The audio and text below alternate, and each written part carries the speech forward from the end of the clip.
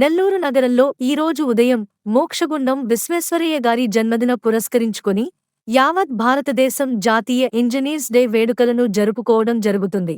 అందులో భాగంగా ఈరోజు ఉదయం the consulting civil engineer artist structure and welfare association Andhra Pradesh ఆధ్వర్యంలో ఆయన చిత్రపటానికి పూలమాలలతో సత్కరించి ఘనంగా వేడుకలను నిర్వహించి ఇంజనీర్ రంగంలో మోక్షగుండం విశ్వేశ్వరయ్య సేవలను కొనియాడుచూ ఈ కార్యక్రమాన్ని కొనసాగించారు.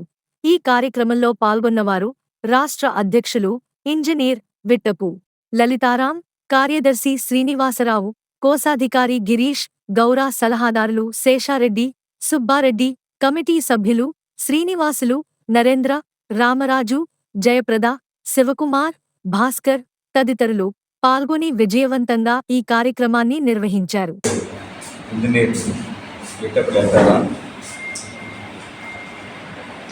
The consulting civil engineers, architects,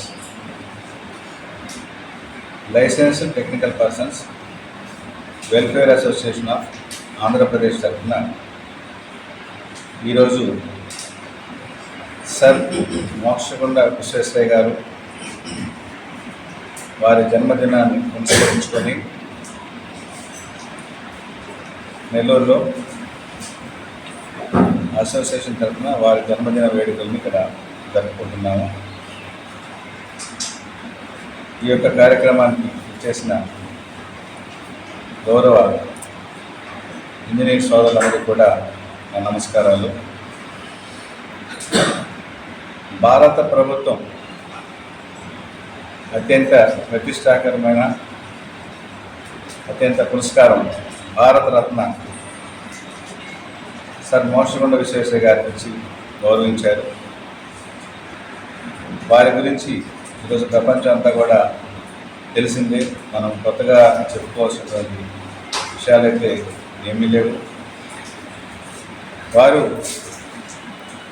మన దక్షిణాదిన ఉండేటువంటి నదులకు నీరు ఎప్పుడు కూడా బలమే పారుతుంది, అది అందరికీ తెలిసిన విషయమే. కానీ అటువంటి నదులకి మనకు అవసరం మేరకు వాటి యొక్క నడకని మార్చి భవిష్యత్ తరాల కోసంగా ఆనాడే ఆ యొక్క నీటిని ఉపయోగించుకోవాలి అనేటువంటి ఆలోచనతో అప్పటి సంస్థానాధీశుల సహకారంతో నదుల మీద ఆనకట్టలు నిర్మించి ఆ యొక్క నీటిని ఆ యొక్క ప్రవాహానికి అడ్డుకట్ట వేసి దానిని ఎక్కడికి అవసరమో అక్కడికి తీసుకెళ్ళవచ్చు అనేటువంటి ఆలోచన రూపకల్పన చేసేటువంటి మహానుభావుడు సర్ మోక్షగుండ విశ్వేశ్వరయ్య గారు. అలాగే తిరుమలకి దారి ఏర్పాటు చేసుకున్నట్టుగాను అప్పట్లోని చిత్తూరు సంస్థానాధీశులు వారి సలహా మండలిలో కూడా ఈయన సభ్యులుగా ఉండి ఈయన యొక్క ఆలోచన మేరకు కార్యాచరణ రూపొందించి తిరుమలకి అప్పుడు రహదారి నిర్మితమైంది. మనందరం చూస్తుంటాం. ఒకే పాత తిరుమల దారి రావడానికి పోవడానికి కూడా ఒకటే దారి ఉండేది. ఆ దారి తొలినాళ్ళలో రూపకల్పన చేసినటువంటి వ్యక్తుల్లో మోక్షగుండ విశ్వేశ్వరయ్య గారు ఒకరు. మనకు ఎలక్ట్రిసిటీ లేని రోజుల్లోనే ఆయన అందరూ ఊహించినంత మేధావితనంతో ఈ సివిల్ ఇంజనీరింగ్ విభాగాన్ని మరింత పదును చేకూర్చే విధంగా ఆయన రూపకల్పన చేసినటువంటి ఎన్నో అంశాలు మనం ఆయన చరిత్రలో తెలుసుకునేటువంటి సందర్భం మన సివిల్ ఇంజనీర్స్ అందరికి కూడా. ఆయన ఎంత నిబద్ధతతో ఉండేటువంటి వ్యక్తి అంటే తను ఏదన్నా ఒక కార్యక్రమాన్ని చేయాలనుకుంటే అంతే ఖచ్చితంగా కార్యక్రమాన్ని రూపకల్పన చేసుకుని ముందుకెళ్ళేటువంటి మరి అటువంటి మహానుభావుని అడుగుజాడల్లో మనందరం కూడా సివిల్ ఇంజనీరింగ్ విభాగంలోని ఇంజనీర్లుగా, సాంకేతిక సలహాదారులుగా, సాంకేతిక నిపుణులుగా మనందరం ఈరోజు కన్సల్టింగ్ సివిల్ ఇంజనీర్స్గా మన సేవల్ని భారతదేశ పౌరులకి ఉపయోగిస్తున్నాము. ఈ సందర్భంగా నేను అందరినీ కోరుకునేది ఏంటంటే ఒక క్రమశిక్షణ, అలాగే విషయం పట్ల అవగాహన, పూర్తి స్థాయిలో దాని మీద పరిశోధన చేసి మనం ముందుకు వెళ్తే భవిష్యత్తులో మరింతగా సివిల్ ఇంజనీరింగ్ సాంకేతికతని మనం కూడా దానిలో భాగస్వామిగా ఉండాలని చెప్పేసి సందర్భంగా అందరినీ కోరుకుంటున్నాను. మన నాగార్జున సాగర్ విషయానికి వస్తే మన ఆంధ్రప్రదేశ్లో కేఎల్ రావు గారు అనే ఇంజనీర్ మన ఆంధ్రప్రదేశ్లో కట్టినటువంటి మొట్టమొదటి డ్యామ్ నాగార్జున సాగర్. ఇంతవరకు మరొక డ్యామ్ అనేది ఇంకా నిర్మితం కాలేదు. ప్రస్తుతానికి ఇక్కడ పోలవరం డ్యామ్ జరుగుతుంది. దాని తర్వాత సో ఆ కేఎల్ రావు గారు మన రాష్ట్ర ప్రభుత్వం ఆయన జన్మదినోత్సవాన్ని కూడా ఇంజనీర్స్ స్టేట్ తరఫున ఆయన జన్మదినోత్సవం వేడుకలు కూడా జరుపుకోవాలని చెప్పి భావిస్తుంది. ఈ సంవత్సరం నుంచే ఆ వేడుకలు కూడా నిర్వహిస్తారని చెప్పేసి నాకు తెలియజేస్తున్నారు. ఆ సందర్భంగా కూడా మనందరం కూడా మరొకసారి కలుసుకుంటాము. ఇక్కడ మన నెల్లూరు జిల్లా అధికారులని, రాష్ట్ర ప్రభుత్వాన్ని నేను కోరుకుంటున్నాను.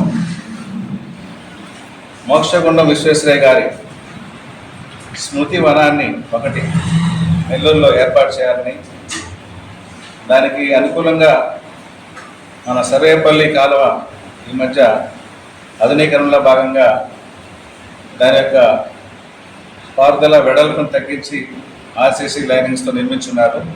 అక్కడ కొంత మనకు ప్లేస్ అవకాశం ఉంది. ఆ యొక్క ప్లేస్లో వారి యొక్క విగ్రహాన్ని ఏర్పాటు చేసుకొని వారి స్మృతి వనాన్ని ఏర్పాటు చేయాలని చెప్పేసి ఈ సందర్భంగా నెల్లూరు నగర కమిషనరు, మేయర్ గారిని, అలాగే మన నగరానికి చెందినటువంటి శాసనసభ్యులే ఈరోజు ఆంధ్రప్రదేశ్ మున్సిపల్ అండ్ అడ్మినిస్ట్రేటివ్ మినిస్టర్గా ఉన్నారు నారాయణ గారు, వారిని కోరుతున్నాను. ముఖ్యంగా ఒక చిన్న విషయాన్ని ఈరోజు మనం చెప్పుకోవాల్సి వస్తుంది. ఎందుకంటే ఇటీవల విజయవాడలో సంబంధించినటువంటి వరదలు, ఇది మానవ లోపంతోనే ఈ యొక్క వరదలు, ఈ యొక్క విపత్తు ఏర్పడిందని చెప్పేసి సందర్భంగా తెలియజేస్తున్నాను. ఎంత ఇన్ఫ్లో వస్తుందో ఆ ఇన్ఫ్లో తగ్గట్టుగా అవుట్ఫ్లోకి ఏర్పాటు చేయాలి.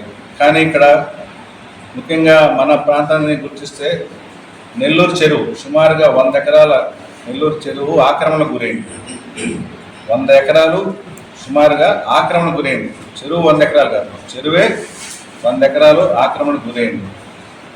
రేపు గతంలో మనం 2015లో మనం వరద చూసాం. నెల్లూరుకి మనుబోలు దగ్గర రోడ్డు కొట్టివేయకుండా ఉంటే నెల్లూరులో చాలా వరకు 50% ఆఫ్ ది నెల్లూరు ఈరోజు విజయవాడలో చూసినటువంటి వరదని ఆరోగ్యం చూసింది. ఆ రోడ్డు బ్రేక్ చేసినందువల్ల మనం కొంత ఉపశమనం పొందాం. నెల్లూరుకి ఈరోజు మినీ బైపాస్ అయితేనేమి, పెద్ద బైపాస్ అయితేనేమి, రెండు కూడా ఉత్తరం నుంచి దక్షిణానికి మనకు రాకపోక సాగిస్తాం. మనకు వచ్చేటువంటి వాటర్ ఫ్లోస్ అన్నీ కూడా పడమర నుంచి తూర్పుకు వస్తున్నాయి. సో ఈ యొక్క రహదారుల నిర్మాణంలో ముఖ్యంగా మనకుండే పంట కాలువలన్నీ కూడా కన్నా నది నుంచి అయితేనేమి, నెల్లూరు చెరువు నుంచి అయితేనేమి నీటిపారుదలని నియంత్రిస్తుండేటువంటి ఈ కాలువలన్నీ కూడా ఆక్రమణలకు గురి, అలాగే పూడికి ఎక్కువైపోయేసి నీటి ప్రవాహం వీలు లేకుండా అడ్డంకులు ఉన్నాయన్నమాట. సో ఇవన్నీ కూడా మనం క్లీన్ చేసుకోకపోతే మనకు ఏటా వచ్చేటువంటి తుఫాన్ అయితేనేమి, ముఖ్యంగా నవంబరు ఆ నెలలో మనం తుఫాన్లు ఎదుర్కొంటుంటాము. కానీ సివియర్గా వచ్చినప్పుడు మాత్రం ఖచ్చితంగా ఇబ్బంది పడే పరిస్థితి వస్తుంది. కనుక వీటిలో పూడిపైతేనేమి ఈ యొక్క ఆక్రమణ నుంచి వీటికి విముక్తి చేయాలని చెప్పేసి అధికారుల్ని, ఇరిగేషన్ అధికారులను కూడా ఈ సందర్భంగా మంత్రి గారిని కూడా కోరుతున్నాము.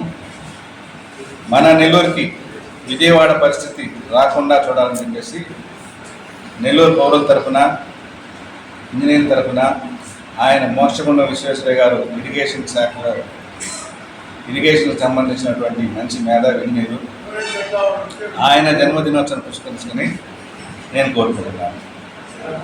మీకు గాని ఈ వీడియో నచ్చితే లైక్ చేయండి, షేర్ చేయండి, సబ్స్క్రైబ్ చేయండి.